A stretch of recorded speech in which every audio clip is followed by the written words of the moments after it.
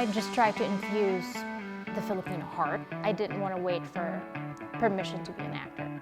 I wanted to show everybody this is what I can do, and I'm here. I'm ready.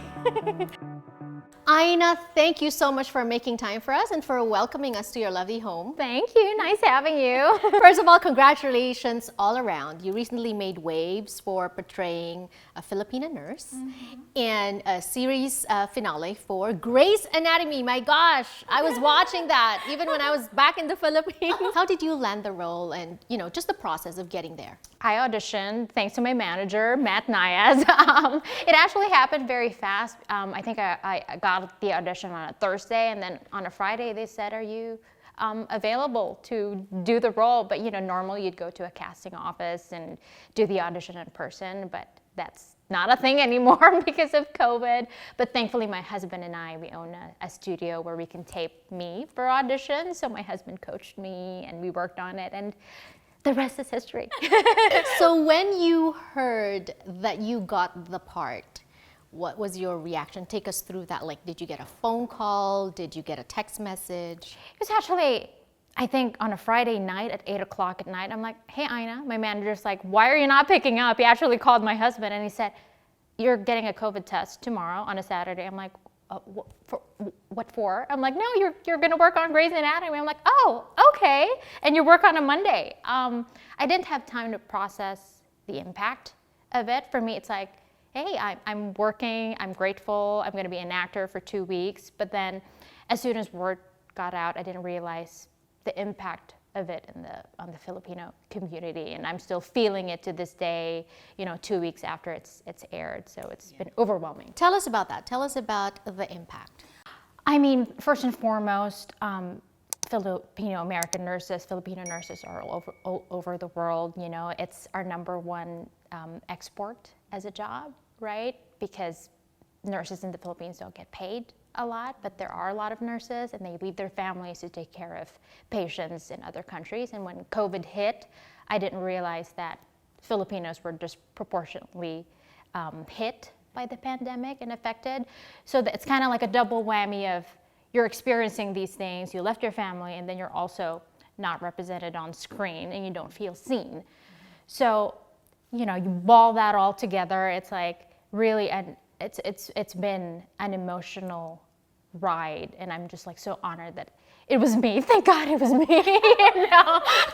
What kind of pressure did you feel, and was that heavy on your shoulders, knowing that for the longest time there's been a clamor for representation, especially in nurses' roles in the medical field, because we have a lot of Filipinos, in that role in real life. But then in terms of representation in Hollywood, there's not much. Did you feel any kind of pressure, and how did that feel for you that finally there's this role in a major series and I'm portraying a Filipina nurse? I think it was to my advantage that, like I said, I didn't feel the weight too much in a sense, but going in, I try to do this with every role that I'm playing, especially if it's a Filipino role. I just try to infuse the Filipino heart of, in girly as a Filipino nurse, where even though you're taking care of something so difficult, you're going through so much, you're still smiling. And I think that's what resonated with a lot of the Filipinos who've seen girly, and also her accent. I'm a nurse, long-term care.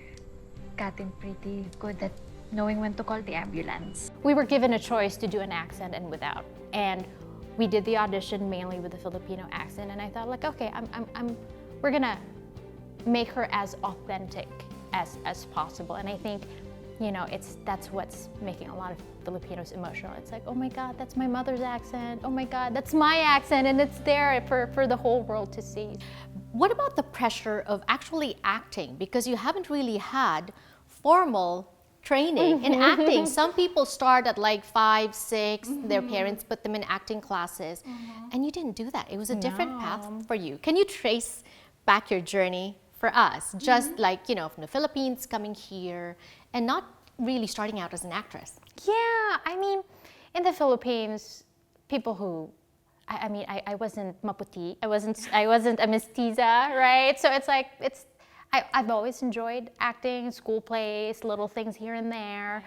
But it's a dream that I maybe never entertained, or something that I just squashed right away.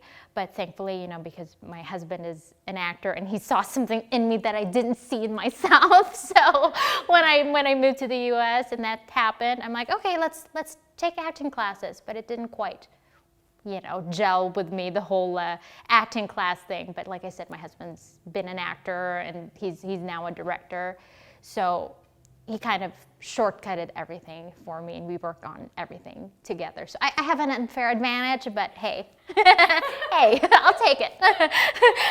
And how did you break the news? You had a business, you were an entrepreneur, you moved here, met your husband, and decided you want to go the artistic route. Yes. How did you break this to your family? And was there Oh, boy. any resistance on their part, right? Because we know Filipino parents. Yeah, I mean, you know, what does that really mean when you say you're an actor in the Philippines, right? Especially when you're starting out. In the Philippines, it's like, okay, what big movie have you done? And blah, blah, blah. So, you know, I struggled the first few years. It's still a work in progress now. So, you know, initially my mom's like, okay, but you're gonna have a day job, right? You're still maybe gonna try to do another call center, or maybe, you know, there's always that what really is it that you're going to do, because acting isn't. Meaning, how are you going to eat? Yeah, how are you going to eat? How are you going to feed yourself, right? It's coming from love, and I get it, but it's also like, as an artist and as, you know, a Filipino woman, it's like, come on.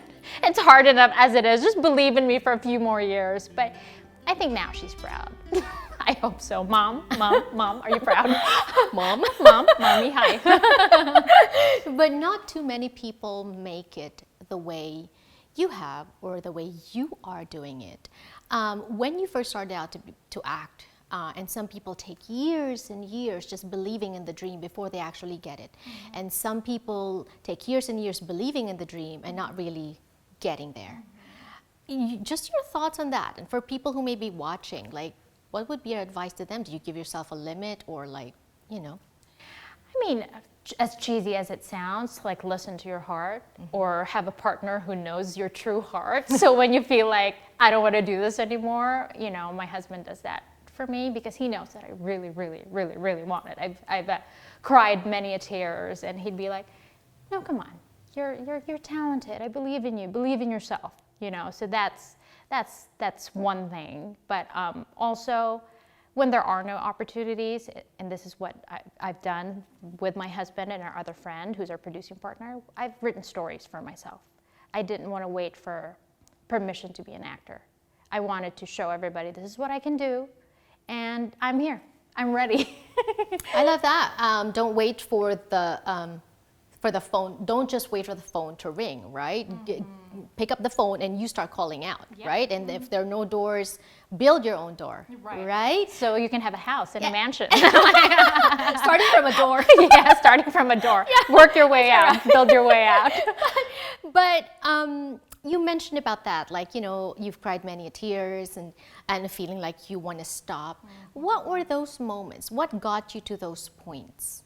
Or even just one specific point where, like, you felt, this isn't going anywhere, I give up. I mean, early on, when I say early on, it's like 2 years into it, I didn't have a manager at that point, and I was, you know, fielding, I sent out a couple emails. There were like 2 or 3 people who responded. One specific manager, I met him at a Starbucks. I met him at a Starbucks, and he looked at my resume and he said, oh, you're Filipino? I'm like, yeah, I'm Filipino. He goes, oh, you're not really going to make it past like one-line roles. I just want to be honest. You're just going to be a co-star. And that really like hit me hard, so hard that I couldn't even tell anybody. I nursed kind of like that heartbreak for like 6 months, and I didn't even tell my husband until I recovered from it. But when I did, you know, I felt like a renewed energy about it, where it's like, F you, F that guy. I would love that guy or whatever. Yeah. I'm gonna make it, you know. So Right. yeah, that was like one of the biggest things because it was very personal. It was very specific to something that I can't change about myself. Exactly. I get that a lot. I hear that from different actors because never mind if it's if it's about your talent or your skills, but most of the time when you go on casting, it's about the way you look or your hair, or your hair is not short enough, it's not long enough, or your eyes, it's not like, you know, this enough or that enough. You go through a lot of rejection. Yeah. What have you learned about yourself? What I learned about myself every time a door is shut or whatever, it's like, it's good for me to grieve. It's good for me to I allow myself to feel the feelings so I can pick myself back up. Yeah, I think grieving is important. Feeling the feelings is important. Right, exactly. Allowing yourself to feel and to grieve. That's good. So you were talking about that agent that you met at a coffee shop and who said that you won't make it because, you know, you're Filipino. What would you say to that guy now? You know, it's such a 1920s old Hollywood way of thinking, right? Films and TV have the power to reflect the world as it is, right? We are part of what makes up America and the world. The diversity of stories are what makes the entertainment industry and the world beautiful. And I'm just glad that I got my shot and I'm here. And you have made it. You're also breaking ground in Australia by being part of this series. All I want is money, money. This is Evie, my nanny. Why won't you pay me? It's a heist, kind of like an Ocean's 8 vibe, but better. Better, why? Because it showcases Filipinos at the heart of it. It's a tale about friendship, and it's groundbreaking in a sense that it's the first time that Filipinos are front and center, and it's breaking stereotypes. Again, not giving anything away. It's turning stereotypes on its head, and it's a beautiful story showcasing friendship and culture. And I star alongside Michelle Vergara-Moore, Lena Cruz, Susanna Downs for Filipinos, and of course Miranda Otto, who everybody knows from Lord of the Rings and everything else. What's it like filming with like fellow Filipina actors, filming in Australia, yet just filming during a pandemic? One of the directors who directed one of the episodes is Filipino, one of the writers is Filipino, and like you said, a lot of the cast was also Filipino. It's like, the moment I stepped on set, the moment that I met them, it's like, ooh, kababayan. It just, all of a sudden it felt like, oh, we have different experiences. They grew up in Australia, grew up in the Philippines, but there's like this unspoken shorthand and bond that it's like hard to explain. Like, we're doing something so great that's never been done before, and you look like me, and we're from the same country. Like, it's like we felt so many emotions shooting it, so to speak. And in the middle of a pandemic, it was extra hard just because masks, you know? When you're a director, for example, you're trying to communicate as efficiently as possible. So all of a sudden it's like, you're doing a good job, Aina. I'm like, am I? I'm not sure. But it was fun. Aside from the masks, Australia was very safe. So outside of shooting, everything was normal, and I kind of felt bad because I left my husband here. He was supposed to come with me, but it was an amazing experience, and I hope to do it again. Right, it is a celebration. The world is changing. Just in the last few years or so, Asian representation, not just the clamor, Hollywood is now starting to finally listen, right? What changes have you noticed? What was different then from perhaps when you were starting years ago to now when more opportunities are opening up, and, you know, whether it be writing, producing, acting? From an actor's standpoint, initially I'd get auditions for Asian roles, right? But then when you go into the room, you'd see the face of the casting director. It's like, oh, not your kind of Asian, you know? That's like the subliminal message. We mean Japanese, Chinese, Koreans, which it's fantastic. Everybody should have opportunities, but when you say Asian Americans, we're kind of not looked at as part of the equation. But lately, especially, you know, the last 2 years, even during the pandemic, all of a sudden I'm seeing Filipino-specific breakdowns. And sometimes these breakdowns aren't specific because of anything that has to do with the story. They just want to see a Filipino face. So it's like, oh, I'm a Filipino lawyer, but we're not talking about anything to do with her life growing up as a Filipino. It's like all of a sudden it's a normal part of the conversation. And that's, I think, more of that, please. Right, so where do you see this going? There's hope, right? There's hope, absolutely there's hope. But I think it's in the hands of Filipino filmmakers, you know, to kind of like carry the torch to make sure that this opportunity is not lost, that this door is cracked open. Like, let's crack it open more, let's break it open so Filipinos can tell more of their stories. Right. And what's on the horizon for you? I'm actually writing a feature film. Yay! A feature film that's a little bit about my life story and my relationship with my dad who's passed. It's a comedy, comedy and a drama, as is life. It's going to be set in Australia, so I'm finishing that. And then my husband and I, we wrote a TV pilot. It's about a Filipino family living across an Indian family. It's set in 1994. Something to do with a video store, and it's a comedy. So we'll see. We're going to pitch it around, shop it around town, use the power, the momentum of Grey's Anatomy and The Usual Suspects to get people interested. Right. And I see that. You mentioned comedy. I see that, like, is there a particular genre that you gravitate toward? Good writing, good projects. I mean, I've done both. You know, I worked on Ballers with Dwayne Johnson, and it was like a highly comedic role. She's like kind of intense and crazy. I love that role. Then I do Grey's Anatomy, which is dramatic, you know. Yeah, I just gravitate towards roles that are exciting and hopefully something that I've never done before. So who do you look up to in terms of acting? In terms of acting, oh man. Well, I love Viola Davis. I love me some Viola Davis. In the Philippines, I loved Nora Honor. Just because my dad loved her too, you know, it's just, and she's not the typical cookie cutter celebrity face, and she was such a fantastic actress. So, you know, I would love her to play my mom somewhere down the road. Why not, right? And so yeah, you have everything going for you. You've made it. Look at you. Words of encouragement for our viewers, just to end this all up. Like, you know, for people that are maybe watching, needing encouragement, maybe not knowing that, you know, migrating, for instance, is very difficult as well, right? If you're trying to be an actor, I think you should find out the why.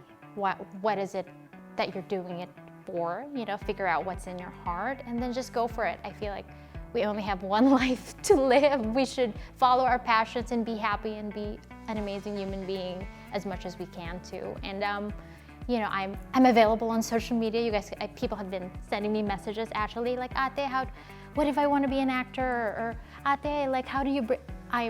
I try to respond as much as I can because I know how it feels, you know, to be a little girl in the Philippines and all of a sudden you're looking up to someone and you want to reach out and seek advice. I'm there as much as I can. And I feel like every time there's a door that closes, I feel like it lights a fire in me. All of a sudden I'm like, okay, I want to write. I want to create more. I want to open more doors for other people and for myself.